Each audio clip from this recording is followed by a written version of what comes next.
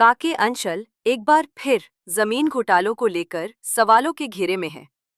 यहाँ एसटी जमीन के दाखिल खारिज का खेल खुलेआम खेला जा रहा है और प्रशासन की भूमिका पर भी गंभीर सवाल खड़े हो रहे हैं। काके अंचल के नगरी तामा इलाके में हालात बेहद चौंकाने वाले हैं। कागजों में भले ही कार्रवाई दिखाई जा रही हो, लेकिन जमीनी सच्चाई इससे बिल्कुल उलट है।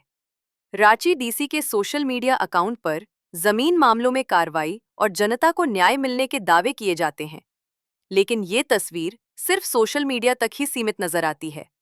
कुछ महीने पहले रांची डीसी के आदेश पर जमीन दलालों की एक सूची तैयार की गई थी।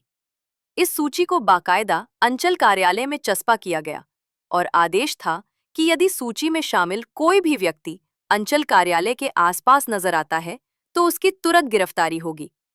शुरुआत में कुछ दिनों तक सख्ती भी दिखी, लेकिन फिर सब कुछ पहले जैसा हो गया। हाल ही में सोशल मीडिया पर एक तस्वीर वायरल हो रही है, जिसमें काके अंचल की एक पिकनिक पार्टी दिखाई दे रही है। इस तस्वीर में अंचल कार्यालय के कर्मचारियों से ज्यादा जमीन दलाल नजर आ रहे हैं।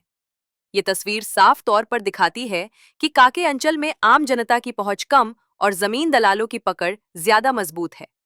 मामला यही खत्म नहीं होता। लोकतंत्र 19 के पास ऐसे दस्तावेज और सबूत मौजूद हैं जो बेहद चौंकाने वाले हैं। नगरी मौजा की एक एसटी जमीन का दाखिल खारिज कथित रूप से मिश्रा जी के नाम कर दिया गया। मिश्रा जी सत्ता के शीर्ष स्तर से जुड़े माने जाते हैं और पूरे झारखंड के गोपनीय दस्तावेजों की जिम्मेदारी भी उन्हीं के पास थी बताई जाती है। जब इस मामले में काके अंचल के वर्तमान सीओ अमित से सवाल किया गया तो उन्होंने साफ कहा, ये मामला मेरे कार्यकाल का नहीं है, ये मेरे पहले वाले सीओ के समय का है। लेकिन सबसे अहम सवाल ये है कि क्या मामले की जांच होगी, क्या दोषियों पर कार्रवाई होगी? इस पर सीओ साहब ने कोई ठोस भरोसा नहीं दिया।